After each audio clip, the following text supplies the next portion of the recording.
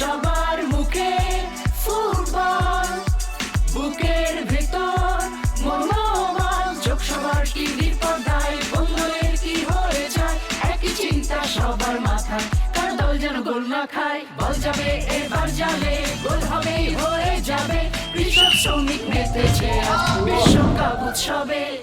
আমি এবার খুব একটু টেকনিক্যালি যাচ্ছি, বিকজ অফ আমি এর আগেও দেখেছি যে যখন সাপোর্ট করেছি হেরেছে, গালি খেয়েছি, শেষ দিকে গিয়ে সাপোর্টিং চেঞ্জ করা।